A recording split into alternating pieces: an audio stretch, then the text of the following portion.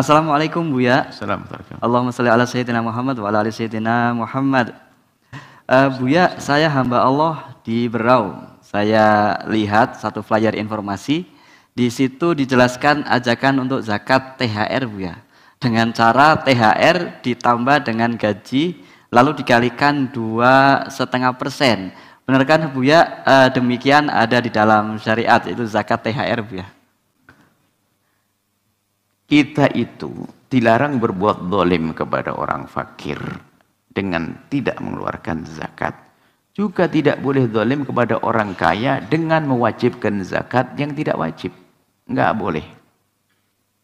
Adil. Selagi tidak, jangan katakan wajib. Sekarang gaji hanya berapa juta langsung kena wajib zakat, profesi dan sebagainya. Ini pengurus zakat kok hobi banget ngejar orang zakat-zakat. Tolong kepada badan zakat dimanapun, tolong. Serius memahami makna ini.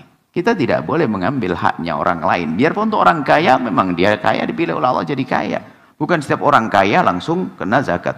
Bagaimana jual aset keluar zakat? Ada kan? Jual aset suruh bayar zakat. Aset dijual nggak bayar zakat. Mana ada zakat jual aset? Kalau jual beli baru bayar zakat. Kepada pengurus zakat tolong. Jangan dolim kepada orang fakir, tapi juga jangan dolim kepada orang kaya. Nggak boleh berbuat dolim dalam Islam. Saya harus sedikit tegas masalah ini.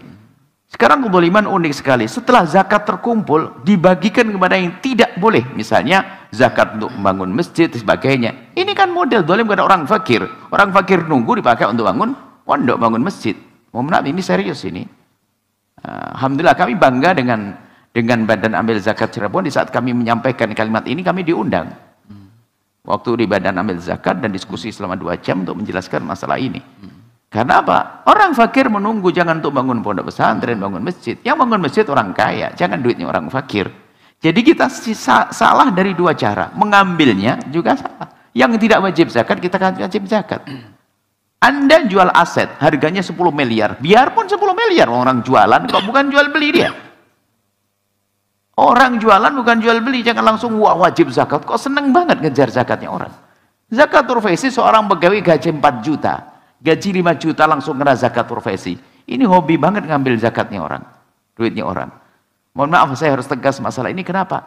Zalim kepada orang kaya juga tidak boleh. Zalim kepada orang fakir juga tidak boleh. Sementara zakat profesi itu keringat. Sehingga kalau kita kembali kepada a'immah, maka tidak ada itu zakat. Kalaupun harus diadakan karena gajinya sangat tinggi dan sebagainya, maka diringankan seringan-ringannya. Bukan langsung dikit-dikit profesi, dikit-dikit zakat profesi, dikit zakat profesi. Mohon maaf ini. Tolong dicek, ditelaah kembali masalah ini. Nah, kalau harus mengatakan adanya zakat profesi, maka diringankan seringan-ringannya. Ambil semua dari operasionalnya. Misalnya dikumpulkan. Ini adalah kalau harus mengambil adanya zakat profesi. Coba dibahas di mana? Ulama dulu bahas malah zakat profesi. Wong itu keringat, bukan harta yang berkembang. Itu hasil keringat saya, tenaga saya. Nah, tapi setelah Anda mendengar ini, hei orang yang biasa zakat profesi, jangan pelit juga, sedekah tetap dong. Nah, jadi zakat profesi bagi yang ingin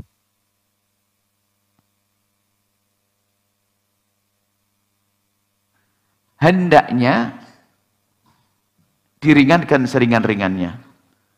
Bagi yang mengatakan adanya zakat profesi adalah diringankan seringan-ringannya. Jadi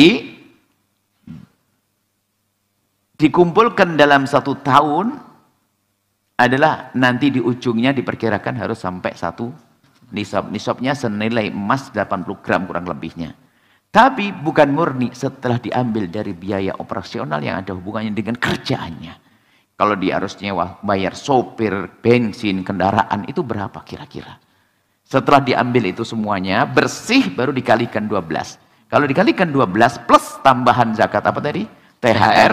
Kemudian setelah itu terkumpul senilai kurang lebihnya apa?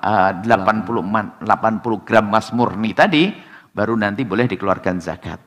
Nah, untuk mengeluarkannya boleh setiap bulan. Jadi dikira-kira, misalnya saya punya gaji adalah 10 juta.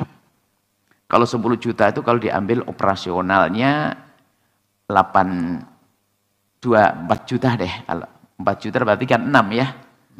6 kali 12. Kalau berarti uang sisa saya bersihnya tinggal 6 juta. 6 juta kali 12 itu terhitung cukup untuk senilai emas berapa? 40 gram. Berarti setiap bulan saya bisa mengeluarkan 2,5 dari 6 juta, bukan 2,5 dari 10 juta. Diringankan dulu dong untuk operasionalnya. Untuk biaya bensin dan sebagainya dan seterusnya, sopirnya, semuanya diringankan seringan-ringannya. Karena masalah zakat profesi adalah tidak ada pembahasan khusus tentang itu. Ini adalah ijtihadnya orang mutaakhirin ini. Maka dari itu karena ijtihad. Karena apa? Pertimbangan ijtihad itu begini. Dulu memang nggak ada orang punya gaji sampai puluhan juta, nggak bayang. Orang kerja itu gaji hanya makan sehari 2 hari. Orang kerja kan begitu. Sekarang ada orang kerja gajinya sampai 50 juta, 100 juta. Sehingga pikir, bagaimana orang yang punya panenan hanya 10 juta saja wajib zakat? Ya, pemanenan yang nilai 10 juta sudah wajib zakat. Bagaimana ini? 10 juta, 15 juta hanya. Kan kalau tidak salah 700 beras itu atau 1,2 ton itu kan senilainya kurang lebih hanya belasan juta ya. Itu sudah wajib zakat. Bagaimana orang gajinya segitu tidak wajib zakat? Baru si para ulama berijtihad. Tapi ulama mereka juga punya nurani. Karena pada dasarnya tidak ada zakat profesi ini, maka ini ijtihadnya para ulama mutaakhirin, maka diringankan seringan-ringannya. Bukan seperti itu langsung. Berarti gimana? Gaji plus THR langsung kurangi 2,5% lah. Tolonglah badan ambil zakat. Jual aset jangan suruh wajib zakat. Tolong dikoreksi lagi. Mohon maaf ini kami karena apa? Kezaliman nggak boleh kepada siapapun. Kepada orang fakir. Orang fakir jangan duit zakat Anda hambur-hamburkan untuk bangun ini tuh. Fakir tuh nunggu. Kalau Anda pengen tahu orang fakir, pergi ke rumah sakit yang murah sana itu.